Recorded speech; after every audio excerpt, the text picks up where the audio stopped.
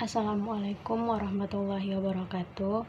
Perkenalkan, nama saya Tesi Sukaisi dengan NIM 2300255 dari sesi 198 dengan mata kuliah Manajemen Humas.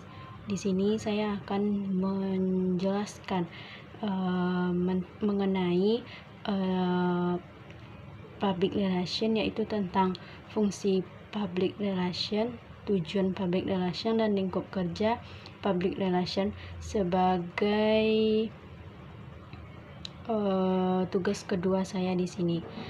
Baik, yang pertama yaitu ada fungsi public relation atau PR. Dalam sebuah organisasi atau lembaga sangat penting dan beragam.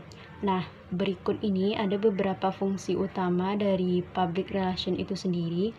Yang pertama, membangun hubungan yang baik.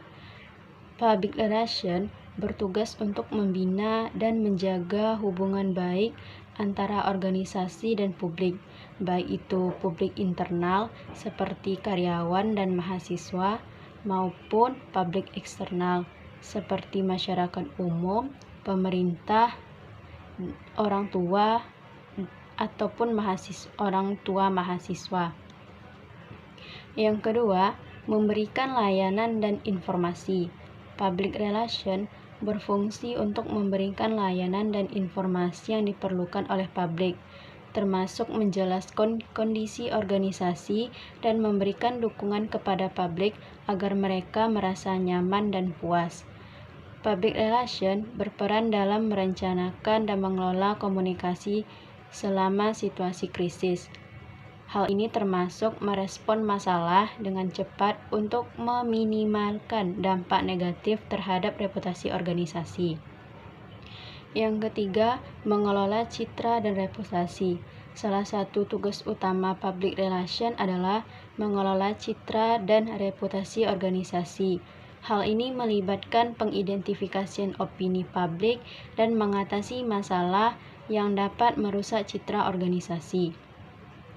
Pengembangan citra public relation ini berfungsi untuk membentuk dan menjaga citra positif organisasi melalui berbagai kegiatan seperti kampanye sosial, sponsorship, dan acara politik.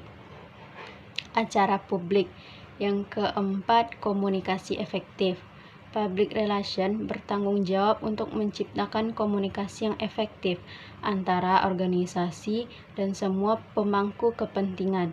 Hal ini termasuk komunikasi internal dengan karyawan dan komunikasi eksternal dengan masyarakat. Artinya, public relation bertugas untuk menyampaikan pesan organisasi kepada publik dengan cara yang jelas dan efektif. Ini mencakup pembuatan siaran pers, artikel, dan konten media sosial. Yang kelima, mengidentifikasi dan mengatasi masalah. Public relation juga berfungsi untuk mengidentifikasi masalah yang mungkin dihadapi oleh organisasi dan bekerja sama dengan pengambilan kebijakan untuk mencari solusi yang tepat. Dengan adanya pengelolaan hubungan yang baik dengan public relation dapat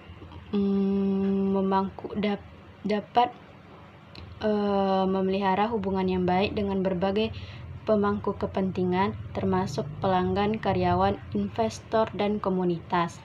Selanjutnya yaitu meningkatkan kepuasan pelanggan. Dalam konteks pendidikan, public relation berperan dalam memastikan bahwa mahasiswa mendapatkan layanan yang memuaskan, yang pada gilirannya dapat meningkatkan citra lembaga di mata masyarakat. Pendidikan public relation ini bertujuan untuk mendidik publik tentang produk, layanan, atau isu tertentu sehingga masyarakat memiliki pemahaman yang luas. Selanjutnya yaitu adanya hubungan media. Membangun dan memelihara hubungan yang baik dengan media untuk memastikan liputan yang positif dan akurat tentang organisasi. Selanjutnya yaitu ada tujuan public relation.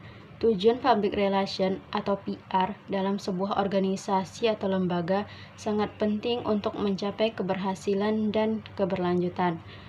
Tujuan dari public relation itu sendiri, yang pertama mendapatkan kepercayaan dan citra positif. Salah satu tujuan utama public relation adalah untuk membangun dan mempertahankan citra positif serta mendapatkan kepercayaan dari publik. Hal ini penting agar masyarakat memiliki pandangan yang baik terhadap organisasi. Yang kedua, menciptakan opini yang baik. Public relation bertujuan untuk menciptakan opini yang baik tentang organisasi di kalangan publik, baik itu masyarakat umum, karyawan, maupun pemangku kepentingan lainnya. Yang ketiga yaitu menjaga hubungan baik. Public relation bertujuan untuk menjaga hubungan yang baik antar organisasi dan publiknya. Ini termasuk membina komunikasi yang efektif dan saling menguntungkan antara semua pihak yang terlibat. Ia bertujuan untuk membangun dan memelihara hubungan yang baik dengan berbagai audiens, termasuk pelanggan, karyawan, investor, dan masyarakat. Yang keempat yaitu meningkatkan kesadaran publik. Public relation juga bertujuan untuk meningkatkan kesadaran publik tentang kegiatan, produk, atau layanan yang ditawarkan oleh organisasi. Dapat dilakukan melalui kampanye komunikasi yang strategis. Yang kelima yaitu mendukung tujuan organisasi. Public relation bertujuan untuk mendukung tujuan dan misi organisasi dengan menciptakan komunikasi yang selaras dengan visi dan nilai-nilai organisasi. Yang keenam, memberikan informasi, mendorong keterlibatan, serta membangun kepercayaan. Nah, dengan kita memahami tujuan-tujuan ini, kita dapat melihat bagaimana public relation berperan penting dalam membangun dan mempertahankan hubungan yang baik antar organisasi dan publiknya, memainkan peran kunci dalam membentuk persepsi dan hubungan antar organisasi dan publik, serta dalam menciptakan keberhasilan organisasi secara keseluruhan. Selanjutnya yaitu lingkup kerja public relation. Lingkup kerja public relation atau PR mencangkup berbagai aktivitas dan tanggung jawab yang bertujuan untuk membangun dan memelihara hubungan baik antar organisasi. Lingkup kerja public relation ini sangat luas dan mencangkup berbagai aktivitas yang bertujuan untuk membangun dan memelihara hubungan baik antar organisasi. Lingkup kerja public relation itu sendiri terdiri dari yang pertama, komunikasi internal. Public relation bertanggung jawab untuk mengelola komunikasi di dalam organisasi, termasuk antara manajemen dan karyawan. Ini mencangkup penyampaian informasi penting, pengumuman, dan menjaga semangat karyawan. Yang kedua, komunikasi eksternal. Public relation juga mengelola komunikasi dengan publik eksternal, termasuk media, masyarakat, dan pemangku kepentingan lainnya.